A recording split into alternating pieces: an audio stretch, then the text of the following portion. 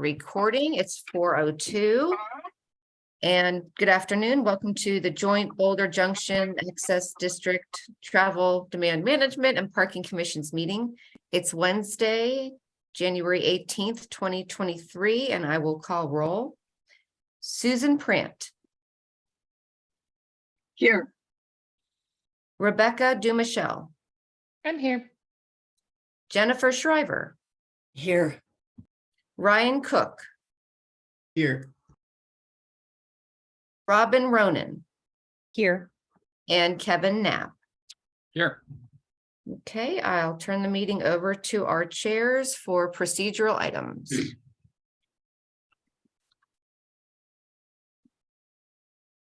Okay, thanks, Lisa. Looks like we will start with the approval of the November minutes. Is there any discussion from the minutes that were in the packet? Motion to approve. Second.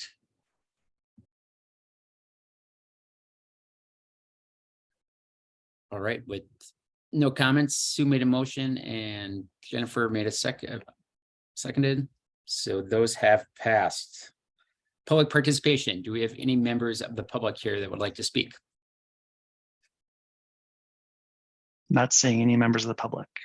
Okay, we will move on to the consent agenda. Are there any comments on the agenda that was included in the packet?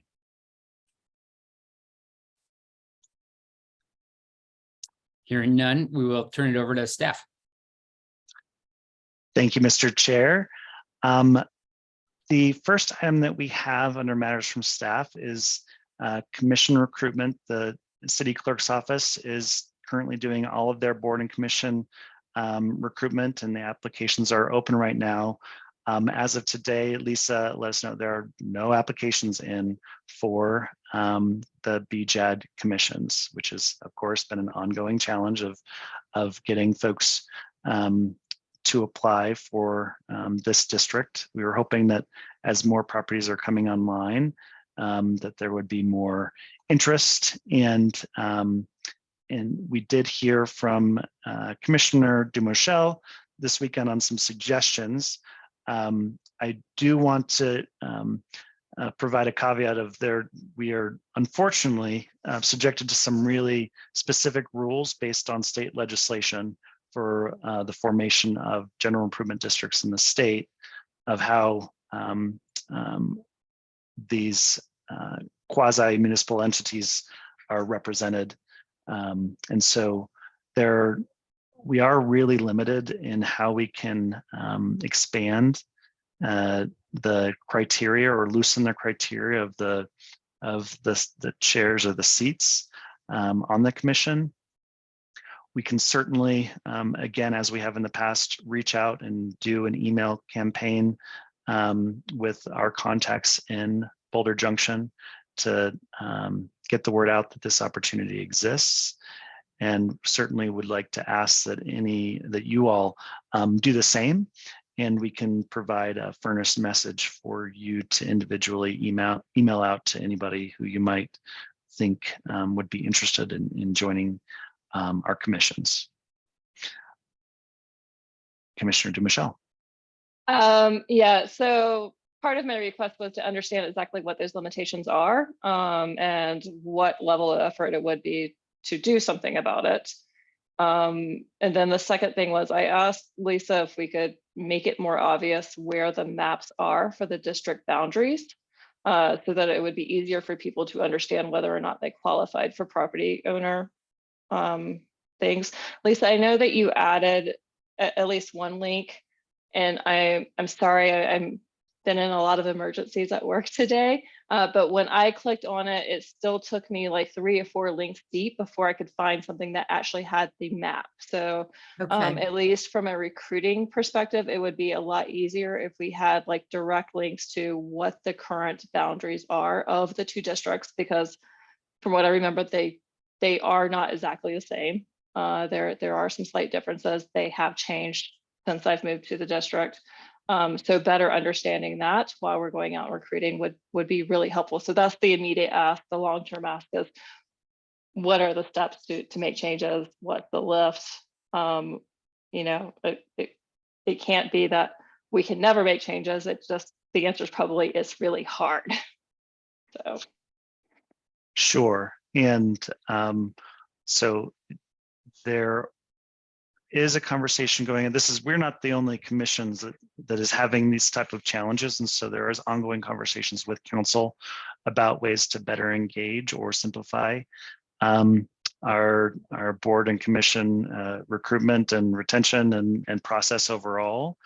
So there are certainly conversations going on, but of course that always goes back to, okay, what are the guardrails that exist that we don't have complete control over, and that comes down to a lot of the things that I mentioned about property owner representation required through state legislation. So barring state legislative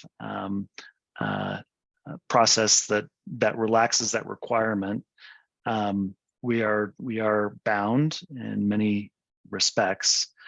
That also translates, I believe, and this might be more local, is the term. So there was a suggestion that maybe if we could reduce the number of years of commitment, that might be less intimidating for folks who are signing shorter term leases. And so that is also, I think that is local legislation that applies to all of our boards and commissions, where there's a staggered number of or staggered length of terms. Of course, if we were to go to shorter terms, then that could lead us to even more vacancies, because folks would rotate off a lot quicker. So yeah, my request was for that specific, if there was a possible way to make it a renter seat, to make it a shorter term for that particular seat, which I realize that there is probably a ton of reasons why that would be very, very hard. But I just wanted to see what the options were. Sure.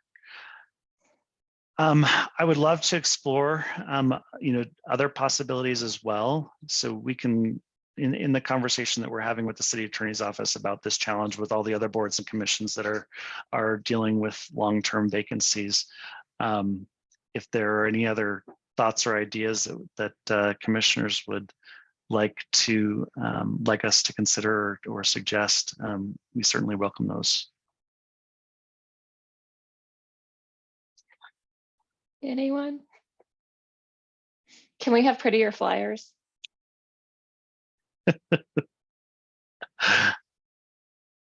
I like it, or maybe we can get some candy to pass out with them. You don't own a van, do you, Chris?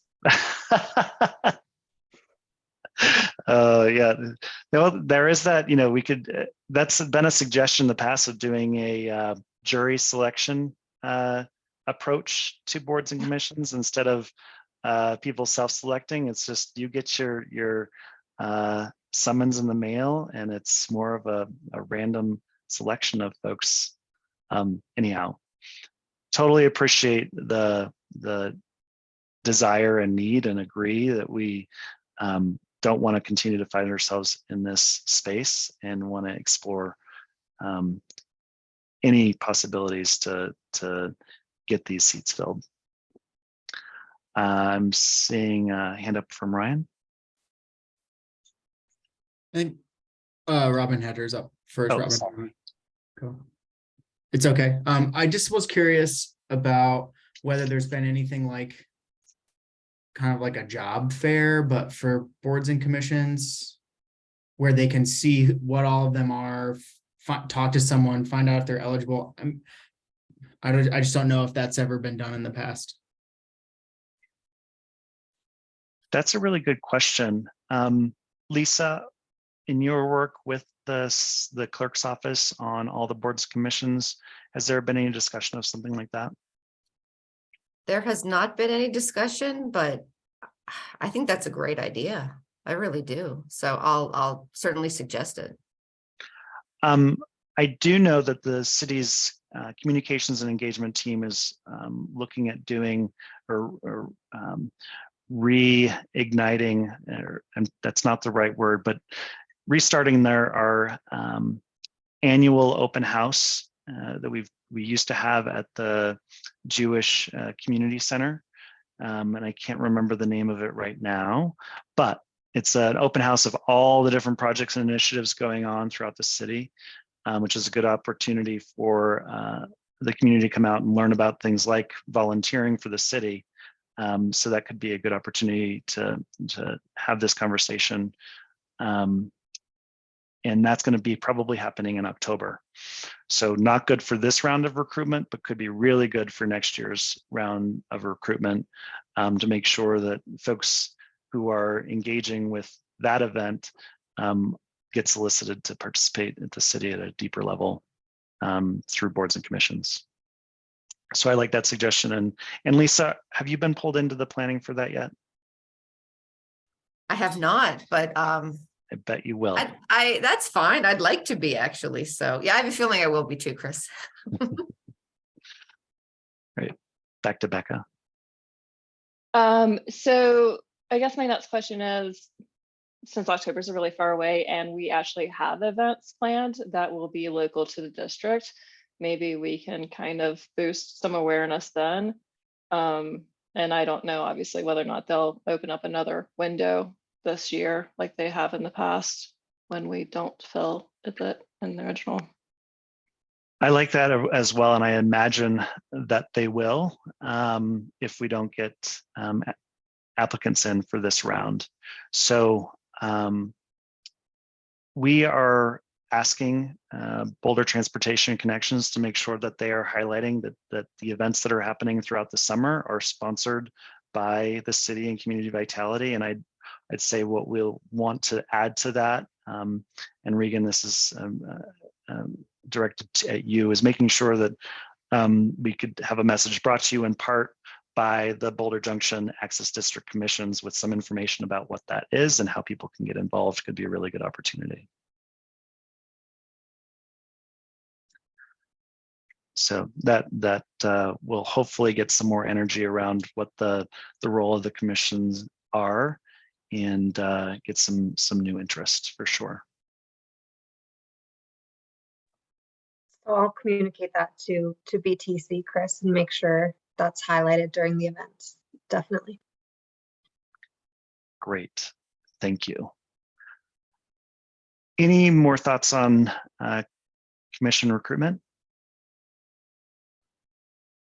You know, Chris, just following up on a comment from Becca on the current maps of the districts. Is that something that you can provide or send her? I recall that they used to be available. There was a link on the former website that had those. I don't see them as on the current link. That might be helpful.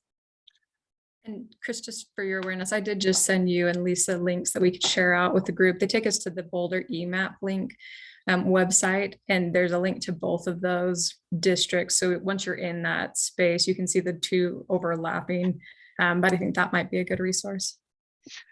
Yeah, I know previously there were PDFs of the districts, and our GIS department in within IT provides us with, they do all of the mapping for the city, and they used to do PDF based maps, and they've transitioned to these electronic maps that we've been linking to on the website. So different from what we used to have, but hopefully what the links that Teresa's just mentioned get us to where we need to be. The level of detail is not as great as I recall with the PDF approach, but the good thing is when we've used the PDF and we send it out, then we've got different versions as property or district boundaries have changed over time. It's been hard to have folks being or having the most accurate data. And so using the EMAP link and relying on our GIS folks to keep that map updated is their preferred approach. Cool, thanks. Commissioner Schreiber. Thanks. I just wondered if you could quickly recap for us the vacancies on these two boards. Sure. Lisa, do you have easy access to that, or do you want me to go over it? No, we can't hear you. Okay. I can certainly pull it up just to sort of see where we are as far as vacancies go. That's the question? Yes. Okay, let's take a look here.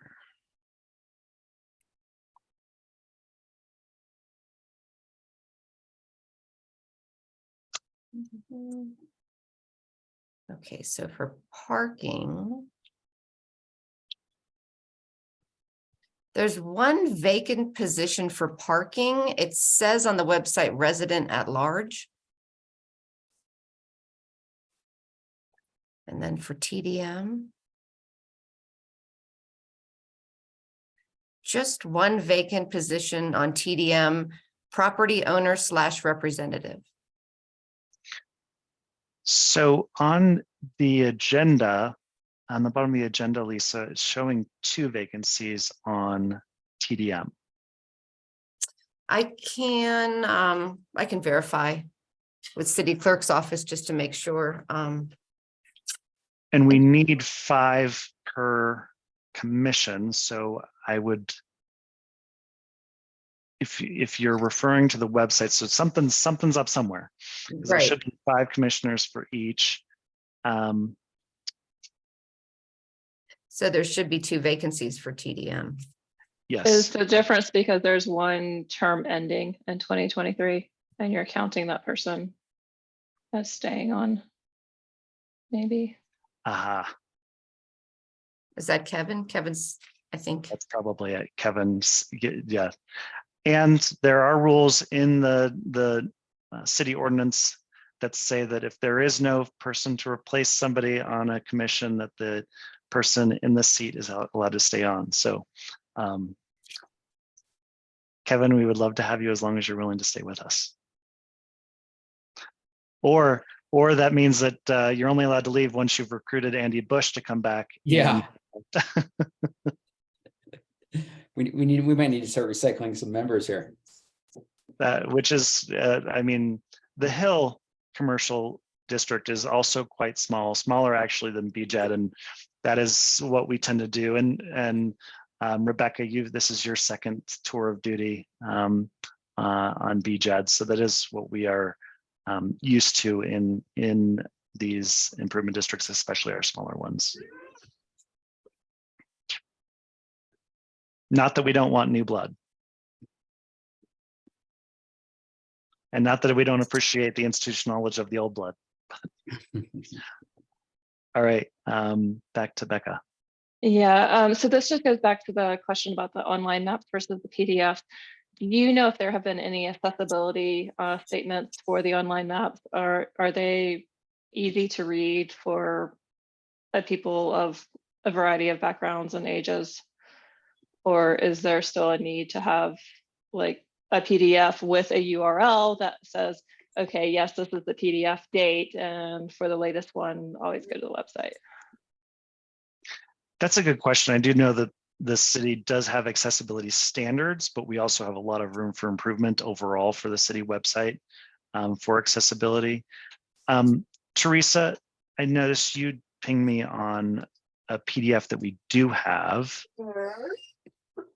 Yes, so we went through an update. We actually had to change one of the boundaries to include one of the Google properties as of 2022. So as of 2022, I do have PDF maps that could be sent in tandem with that EMAP link. The EMAP links are specific to the districts, and then I can also send an explanation of how you could overlay the maps on top of each other, just going through the main EMAP link, if that would be helpful. And having these, it seems like we could easily post these to the website as well and have a link to them. We just need to make sure that we're staying on top of it, because there had been some time since the maps had been updated. So the EMAP link will be the most up-to-date information. And we'll just need to make sure that if we're posting the PDF as well, that it gets updated regularly as well. So we can certainly get those, we should be able to get those added to the website. Thank you. All right. Now back to the agenda. Next, we have an item 2023 BJAT approved budget. We've had a lot of conversations about the budget. I wanted to make you all aware of work we were doing with the other commissions, particularly UCAMC, which again is our smallest and most, they have the smallest mill levy. And therefore they are very much involved and wanting to be on top of the information of their annual budget maintenance, but we want to make sure that we're not providing an unreasonable level of service to that commission versus our other commissions. And so Teresa and her team have been working on a budget document that we will be including in all of our commission packets. We've provided you a draft of the Boulder Junction fund financials, and these would be updated on every other meeting basis or every other month basis. So we would include it in each packet. We would provide an updated year-to-date report on where we're at with fund revenues and expenditures. Wanted to give you all a preview of what we are anticipating, and Lisa's, or sorry, my brain is not working very well today. Teresa is here to entertain your thoughts and questions on the way that it's being presented. And if you're feeling good about it, we will plan to provide an updated fund financial attachment to all of your agendas moving forward.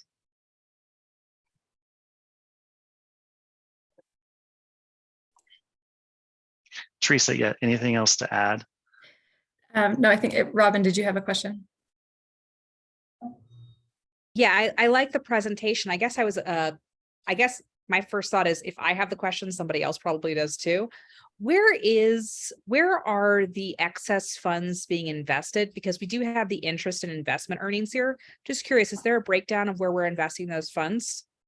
So we are part of a $400 million investment pool that the city has, and that's where our funds go. And then their interest comes off proportional to the amount that we have in our fund balance. And so our community vitality is not involved in the investment allocations. That's all managed by the finance department. So we don't have the details on exactly how, where those are invested, but it is part of that bigger pool. Sure. Thank you. Thanks for the question.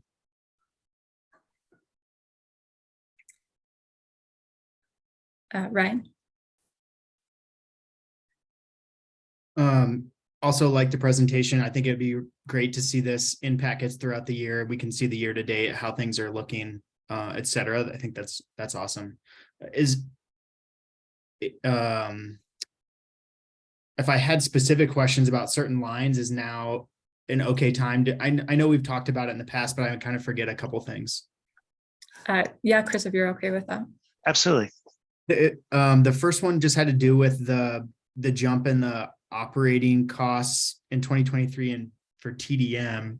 It looks like it's gone up, fluctuated up and down pretty drastically in the last 4 or 5 years. I just was curious what caused it to go from that 71K to the 283K. And so we are on TDM, you said? TDM, right? I know the answer to that if you yeah, go ahead, Chris, if you know that one right off. The key element here is the difference between budgeted and actuals. So we have seen a dramatic, or I don't want to say dramatic because that's dramatic, a significant decrease in our EcoPass expenses throughout all of our districts as a result of RTD's reduction in service and overall reduction in transit usage. So as you can see, back in pre-pandemic, we were 103,000 in operating. And before the pandemic, we were anticipating with more people moving into the district that our EcoPass expenses were going to go up proportionally. We have not seen that happen, but we have not yet, had the opportunity to, or we're also being very prudent in trying to anticipate, okay, when is RTD going to come back? we're not sure where our EcoPass expenses are going to go. So our budget still has our anticipated expenses, knowing that in 2022 we're estimating that we're only actually we know based on our contract that we're going to spend a significant less amount on that contract. It doesn't mean that we can't be strategically thinking how to partner with B-Cycle, Ego Car Share, or Colorado Car Share, Commutify, other TDM entities to better deploy those funds. And that's certainly a conversation that we want to be having. But that's why you're seeing that difference, unless I totally have got my wires crossed and Teresa or Lane want to correct me on that. No, that's accurate. And you see that pattern through basically when those EcoPass costs went down in 2021 due to the pandemic. And so that's where it kind of tracks all the way back. And we do look forward to being strategic and using those funds in the future. Got it. The EcoPass is in that one. Great, thanks. And then the one other question was the 220 in parking 2023 actual for the cost allocation and transfer. Was the jump to the 485 that 175 we're transferring back to parking? Yeah, it covers two transfers. The first is the 175 back to parking, and then there's also a $300,000 repayment to a loan from the general fund. So it's the combination of those that are really pushing those one up. Got it. Thank you. Mm-hmm. Sue. So this says before reserves, where's the reserves? Is that on this? So that's not shown here. It's not included on this, just to give a simplistic snapshot view. Happy to include that if that would be helpful.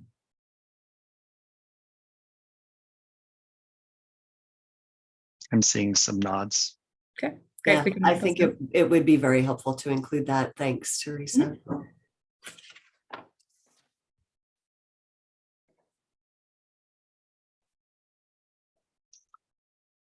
All right, any other questions or feedback for Teresa?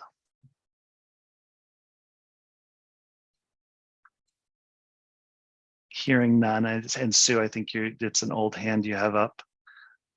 We can move forward with an update on the 2023 Community Vitality Work Plan. I'm going to share my screen. Just a moment.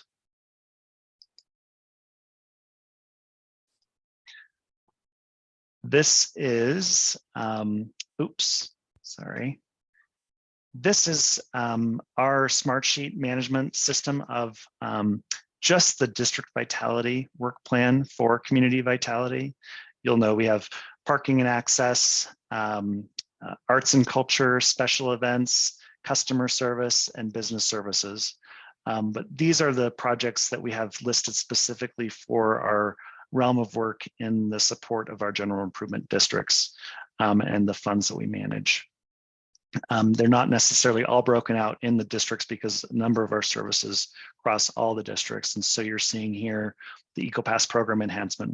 We provide EcoPasses in all of the districts that we manage. And of course, TDM is a big part of our program in all of the districts. Regan and others are working on our ongoing conversations with transportation and mobility and partners like Boulder B-Cycle on enhancing those modes of transportation in the areas that we serve.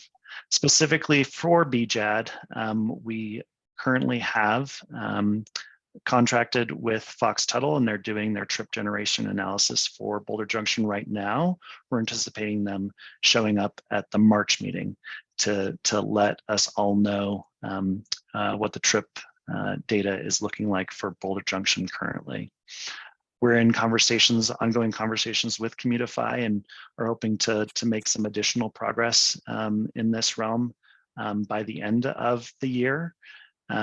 In continuing to evolve our TDM portfolio for not just Boulder Junction, but other areas, but knowing that we have a specific fund for transportation demand management, Boulder Junction's a great place to pilot things and try new things. And when they work well, we can employ them in other places.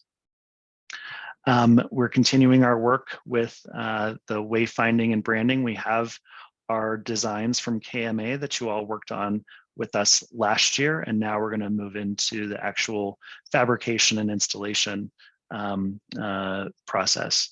We do have Regan here on the call. Do you want to provide any additional update beyond that, Regan, at this time? Sure, yeah. So like Chris mentioned, we are currently entering phase 2, fabrication and installation. So at the moment, we're working on drafting an RFP for this work. And the RFP, we're anticipating it to be posted through the month of February, potentially into the beginning of March. Hopefully we will have awarded a vendor by April, and if all goes well and according to plan, then the intent is to start this work hopefully by this upcoming summer. And again, we have presented the approved signage designs to you all in previous meetings, but I'm happy to send that around once more for anyone that's curious or interested. Thanks, Regan. I'm going to go through a few more things and then we can get into questions if there are any specific questions on that project. Also, for Boulder Junction, we have listed on the work plan, there's been a long-term conversation around the development of a 10-year plan. And so we are listing that. We still have work to do on our collaboration with other departments on what that's going to look like. Most importantly, planning, and this is on our last agenda item under matters from staff, but Planning and Development Services has launched BJAD Phase 2, if you haven't heard already. They launched after we had finalized our agenda and gotten that all out to you guys. But there is a website that's been set up and we can get more information to you on that. And of course, planning staff will be coming to you all throughout their process in the development of that plan. We want to make sure that the development of our district capital plan, 10-year plan is happening in conjunction with their work as they're contemplating what's going to happen east of the railroad tracks. So more to come on that, but just want to make you all aware that that's one of the elements on our radar screen. Of course, as we've been discussing, we're looking at commercial area activations. Last year we identified the $50,000 that we wanted to redeploy in EcoPass savings for activations in Boulder Junction. We're doing similar work in downtown and the Hill area. So you'll hopefully be participating in lots of fun stuff going on in the districts that we manage throughout the year. As far as district petitions, Teresa, remind me, do we have a petition process we're still working? We are for Boulder Junction. There were a couple of interests that we were following up on with the steel yards, I believe. And there's one other, I can look up the name of that real quick. Yeah. Across the street, yeah, it's the Element Property, or the Element Properties. Yes, yes. So Element Properties is currently under construction at the site across 30th, and they are wanting to petition into the TDM district. And so their petition might be coming in front of the board, hopefully within the next quarter or two. So more information to come on that. And then just again, we have commission cadence and recruitment work to do for all of our commissions, and more work planned there, as well as broader economic vitality work that we have going on with the city manager's office. So that is a high-level overview of all the things that we have planned that are specifically tied to our work in the Boulder Junction districts, and just wanted to provide you all with a look into and some insight in how we are managing this component of the community vitality function while we're together here today. With that, I'll stop sharing my screen and we're happy to entertain questions on all the things that we have on our plate.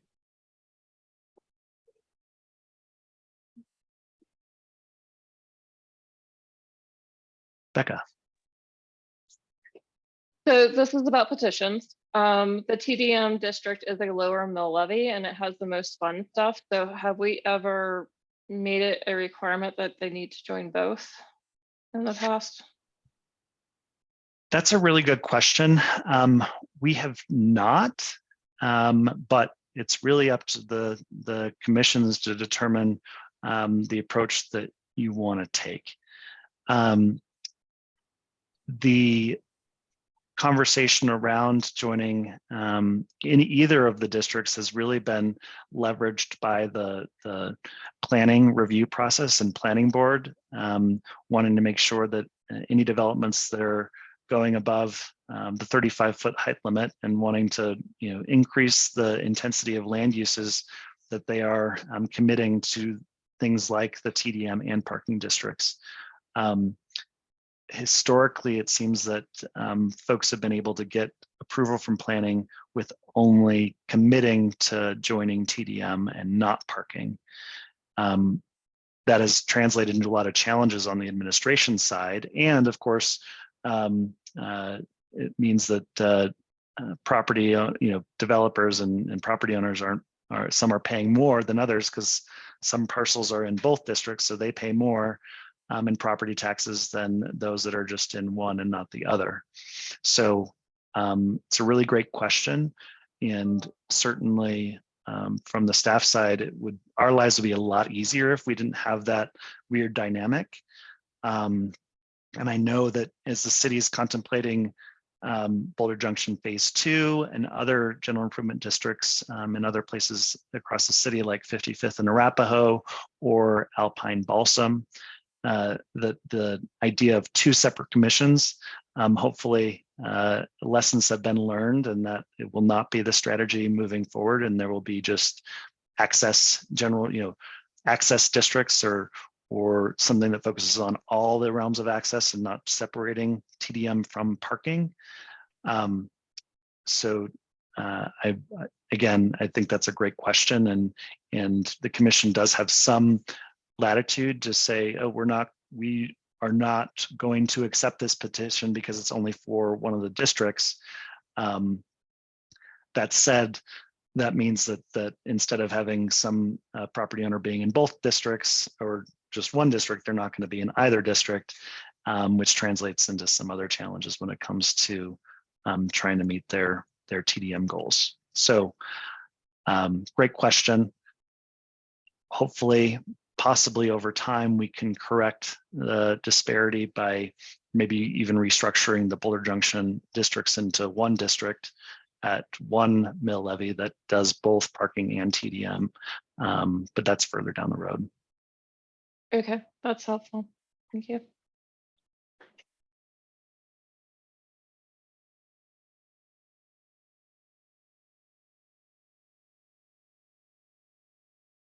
Not hearing any other questions on our 2023 work plan. I did want to just provide a quick update on the other items that we have going on. You already heard from Regan on the wayfinding. Sam Bromberg, who's been hired permanently in our business services and district vitality work group, is now reporting to Teresa. She is moving forward with the implementation of performance-based pricing and residential access management, as well as several other district-based projects. Notably, maybe you've seen some improvements in the signage in managed parking on street in the Boulder Junction area. Sam has been taking a really close look in partnership with Leo Pelli, our parking enforcement supervisor, to make sure that we're treating the curbside equally and effectively in Boulder Junction. And so she's going to continue to be focusing on some of those improvements on top of her broader responsibilities with access management and parking strategy. And you'll be hearing more about that and some signage improvements that are going to be going in around town, as well as Commutify as a part of that in the March meeting is what she's currently anticipating. And I think that covers everything. I mentioned Boulder Junction Phase 2. we will get some links out that we've gotten from the planning department so that you all can be involved to the greatest extent that you're willing to be. They are looking specifically for Boulder Junction stakeholders, and I think you are all key stakeholders for Boulder Junction. And if you have the capacity and interest, I would ask you to please do plan to sign up with their stakeholder opportunities as a representative of the commissions. And again, they will be coming to you with formal agenda items throughout the year as well. And with that, unless there are any questions on all the stuff we have going on, happy to move on to matters from commissioners. Rebecca, is this for staff, or is this? Yeah, it's for staff. Okay. I had the pleasure of taking the survey for the downtown streets. That's public space update. So I'm so sorry, I jumped I'm over. like, did I miss you talking about that or not? Okay, I'll hold my question or observation until you've given your. Thank you for saying that. I completely jumped over that agenda item. So yes, the city has launched the Downtown Streets as Public Space project. This is led by Transportation and Mobility and the Planning Department, with Community Vitality and Communications and Engagement as supporting departments. Regan is on the project team. We'll also have Justin Greenstein, our Senior Manager of Special Events, participating on the internal working group. It sounds like at least one of you has taken the online questionnaire that was launched just over a week ago. I heard yesterday we've had already over 900 responses, which is just incredible for Be Heard Boulder engagement opportunity. We can absolutely get a link out to you all to the project website, the questionnaire, and there's also an interactive map that will be live throughout the duration of the project, where folks can point and click on a map of downtown and the city of where they would like to see streets reimagined. So just certainly want to encourage you all to participate in that process. And I might not be able to answer all questions, but Community Vitality is certainly closely involved in this conversation. With that, Becca. Thanks. Okay, so the first one is about that link to the map. It's on the confirmation page after you take the survey, so it's really easy to skip over. In fact, I did at first until somebody told me that the map existed. So I think maybe something with fonts or something before the thank you button, something might make that easier for people to find. Sure. That, yes. And because the map will be a live engagement opportunity throughout the duration, even though the questionnaire ends at the end of January, we'll still welcome people's input on the map. And so if there's not already, there should be a link on the project website specifically to the map. Okay. All right. And then the second thing I had was there were a couple of answers in the prioritization that were grouped together that may not be the same audience. So the one that comes to mind was, it's really important for me to have parking for my bike or car. And at least in my circle, there's probably a lot of people who would really like one or the other and are opposed to the other one. And I feel like the results that we would get back from a survey that grouped those together may not show that difference in prioritization. Sure. And I think that while we didn't write the survey and certainly don't. And I'm not blaming you. I'm just like, how do we make it better? Well, and I'd say that the intent of that question is not to determine priority for what other people's vehicles should be. It's to what level is your priority. So regardless of the vehicle that you're trying to store, it's about what e-scooters or horses or whatever vehicle you've used to get to downtown. If you can't bring it into your destination with you, how important is being able to store that vehicle, whether, yes, certainly a car is very different from a bike. But if you have to store something, we at the city have to represent the whole community in their needs. So I'll totally understand and appreciate the perspective. And that's the challenge in the writing of these types of questionnaires is how do we make sure it's measuring the importance to a person, not about what they think about other people's modes of transportation, but for their specific modes of transportation and needs, and not making it a super long advocacy tool or super long survey that takes way too long. So it was really challenging to try to get it to a spot that would be digestible for the whole broad audiences that we're trying to reach in this. Oh yeah, at my work, I mean, we spend a lot of time going over survey questions, and splitting that prioritization may result in overwhelming support for something I don't support, right? I mean, it may flip the entire way. I would be cautious that if that was the #1 priority across all audiences, that we used it to support one thing or the other, and interpreted it that way, so. Sure, and I think that we'll also be adamant that this is not the results of the questionnaire are not the data point that are going to determine the decisions that we make in this process. It will be a data point for consideration. Another key element is thinking about the cross tabulations that we do, because there were key questions around the modes of transportation that people are willing to use on a typical good weather day. Mm-hmm. And then when we cross tab that with other questions and values and prioritization, there might be a story that comes out that again is a point of information along the decision-making process, but not the determination. And just want to make sure that's why we call it a questionnaire, not a survey. It's not statistically valid because it is where we want everybody to engage in this conversation, and certainly not taking the results of the questionnaire as gospel of exactly what we should do, but making sure that it is a step along the way. Yeah, I'm excited about both the questionnaire and the map. I'm glad we're revisiting this. Great, thank you.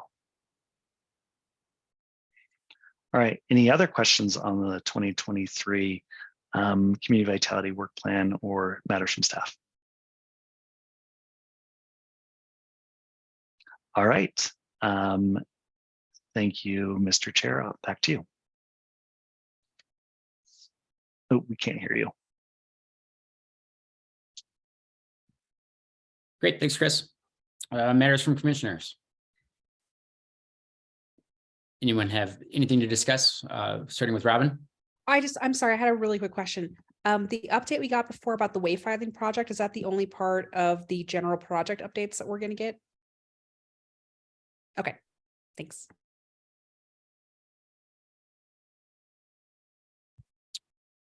Ryan?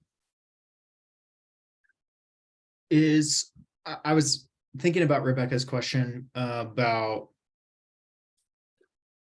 when properties opt to petition into the district, do they ever get asked to do both? So I just was curious, looking at the city's website for the districts, does each department control the content for the pages that kind of fall under their purview? So control is not necessarily the word I would use, but we do have influence. You over. help provide the content and then it Yes. gets put out there. So the TDM district has a pretty cool project page that kind of explains like what people get by being in that district. The parking district doesn't really have any explanation of why it exists, just kind of there's a page there that says that it does exist. I just was kind of curious, like it might be kind of interesting to have a corresponding project page like the TDM district does that just kind of explains like why the district does exist. Maybe that it goes on the district page, or maybe it's kind of a project page like the TDM one has, but just a thought. That's a really great suggestion. Thank you. And Ryan, I had a similar comment here just on the matters from commissioners was to revisit the BJAD parking commission and the 10 mils that we charge. I mean, I think that the reason that projects aren't opting into the BJAD parking is because they're not receiving anything in return from it. Obviously, in the TDM, there's benefits there for both employees and the residents. I continue to think that the 10 mils that we charge there is detrimental to the vitality of the district. Even without, I mean, if we take out I think it was $475,000 in debt payments that we anticipate to making this year in lump sums, the project would have excess revenue of, $300,000.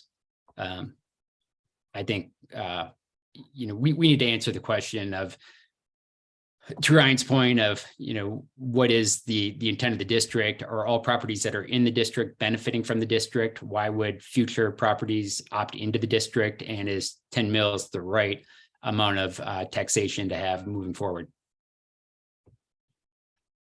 Mine's just a comment on, I agree that it doesn't feel like we're getting anything in return for it. So, and in fact, it feels like we're subsidizing other people coming to park into the district.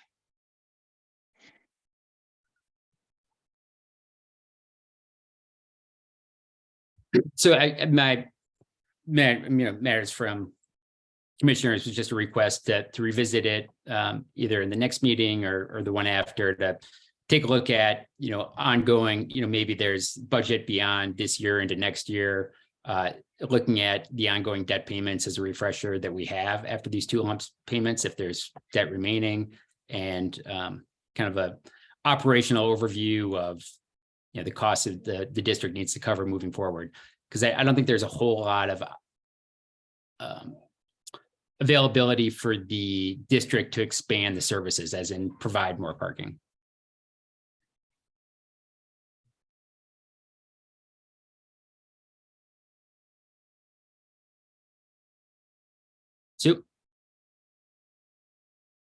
So when we discuss this, you'll make clear what people do get if they're in the district.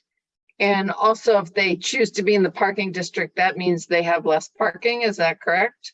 So if like the Element property chooses to be in both districts, they would have to reduce their parking in some way? That is correct. I don't want to interrupt, but the purpose of the parking district is to allow for there to be no parking requirement for commercial uses. The district assumes that parking liability for any properties that are in the district. Of course, right now, our only asset with which to do that is the Depot Square garage.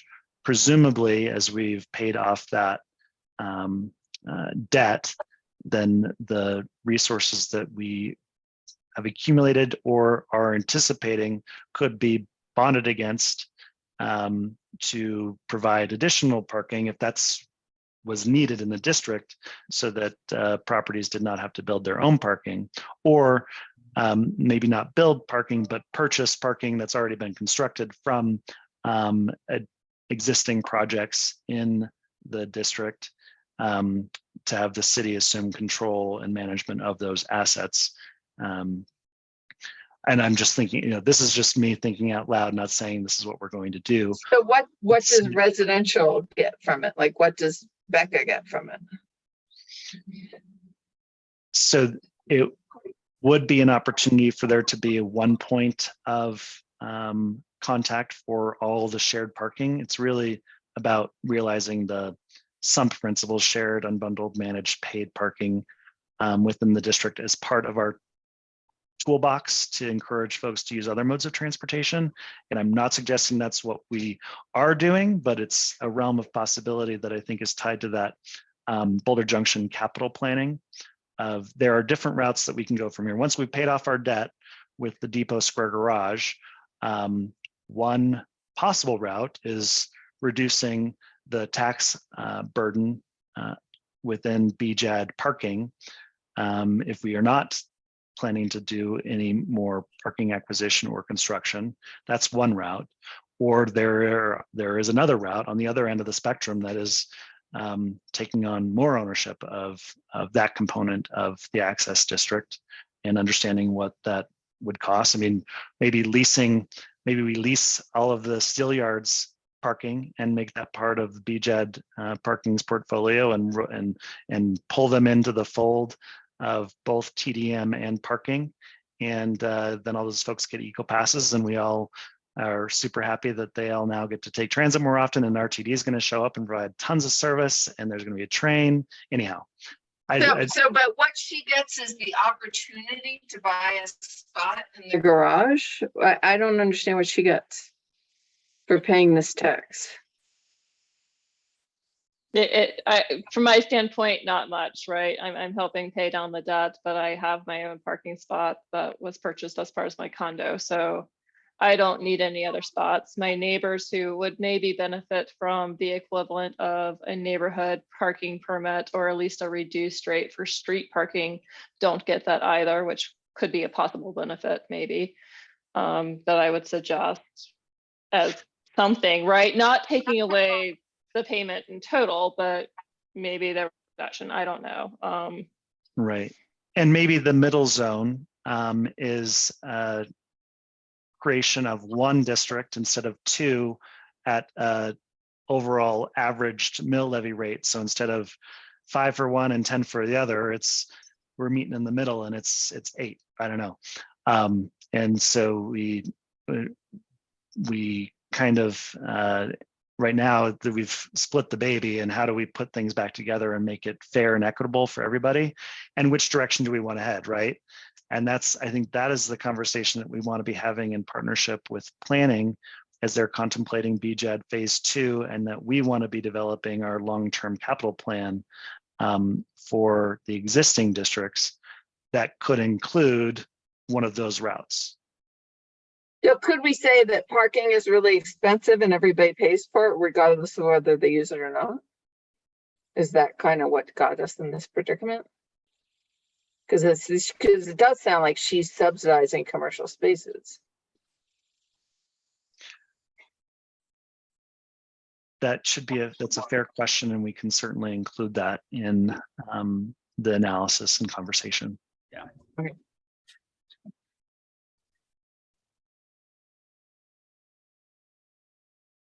Okay, so do we think that is an item that we can revisit here in this year?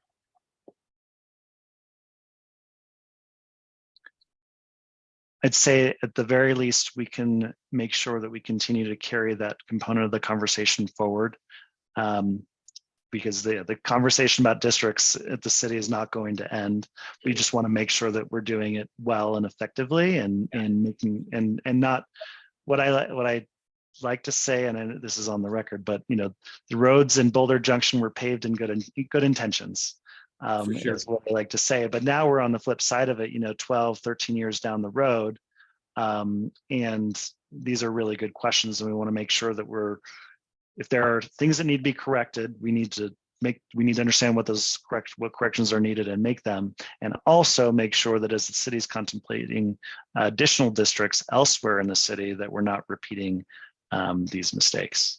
But this body has the authority to reduce mill levy, correct? You do have the administrative, yes, as long as council agrees with your recommendations.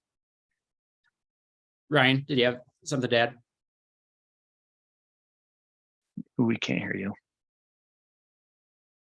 Just kind of a meta note, we've talked about it a few times at the end of meetings in the last year, and it's always incites kind of like a flurry of conversation, and we all get excited and whatnot. So I think continuing to find ways to work towards, the future planning, like it ties into so much of what are in our goals, the 10-year plan, the future of the districts, the capital improvement, et cetera. So I think we're all very excited to help out and help get the future of the parking district in the right spot.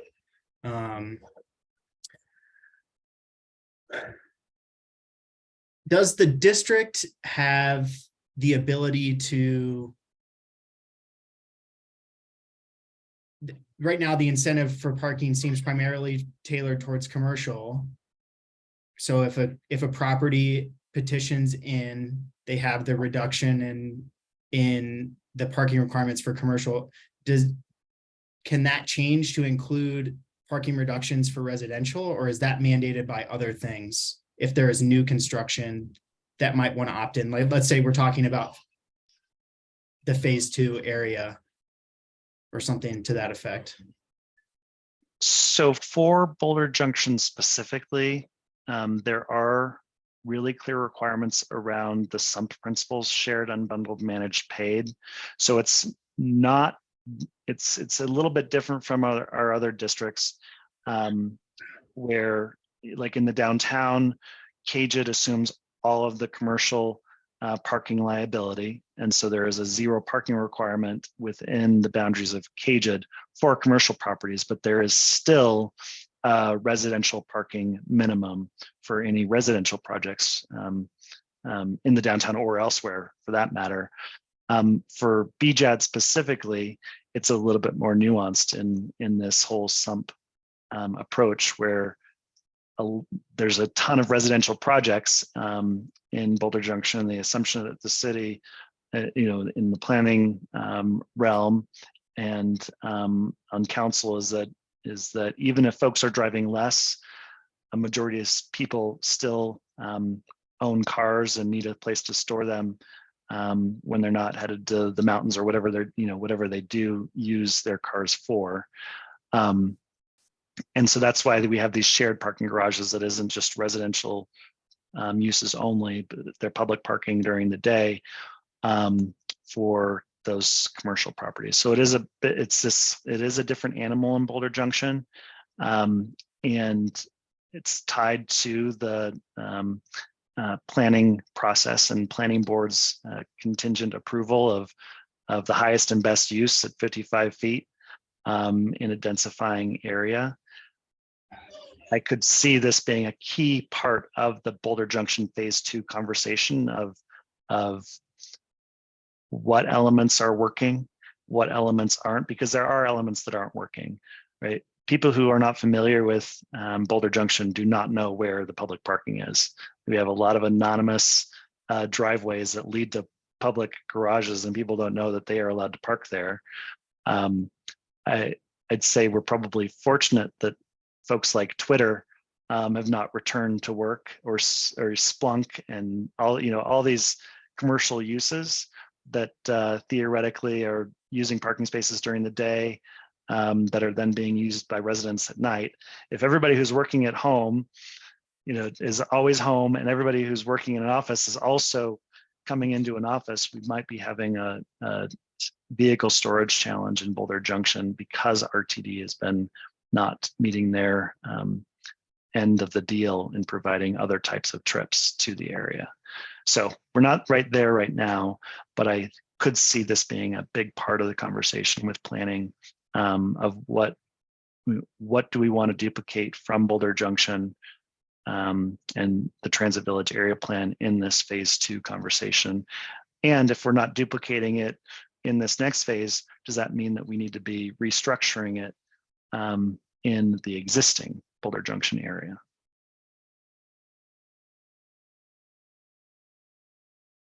Can I jump in?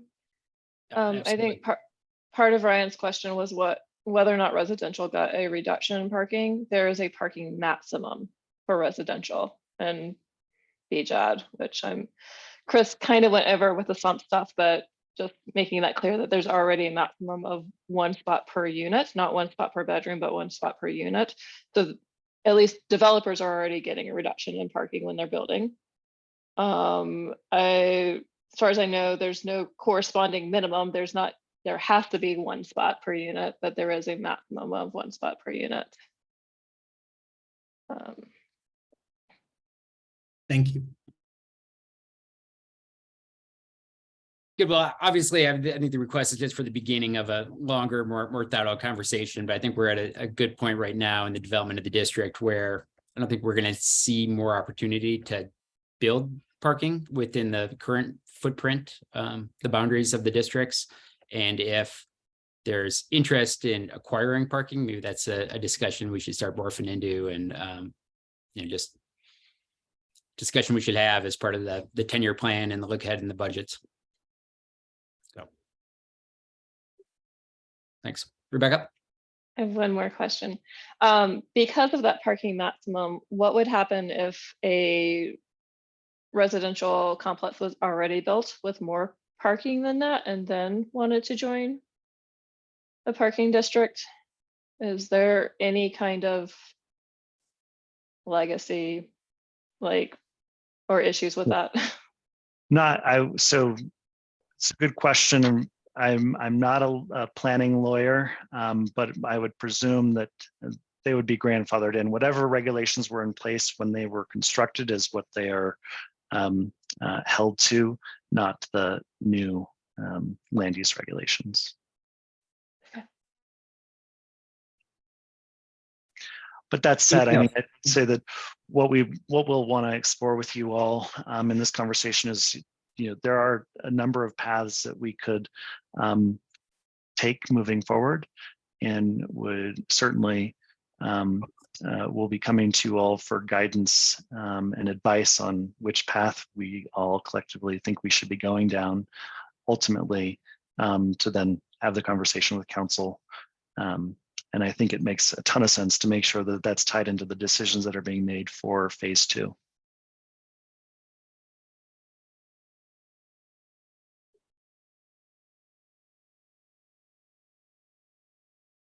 Okay, so more to come there. Anything else matters from commissioners?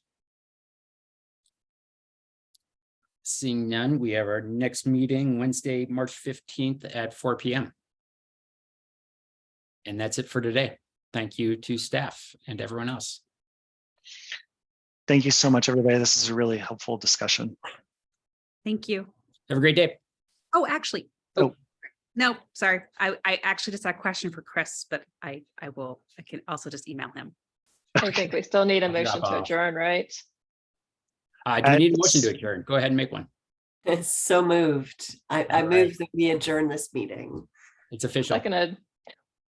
And that is the one action that can be taken without a motion. The chair is that it can call a meeting to an end whenever they like. Give me power, Kevin. Enjoy that amazing power. And Robin, I'm happy to stay on for a second. Oh, sure. if you It's just a quick question. Let's stop recording now, Lisa, if you don't mind, and then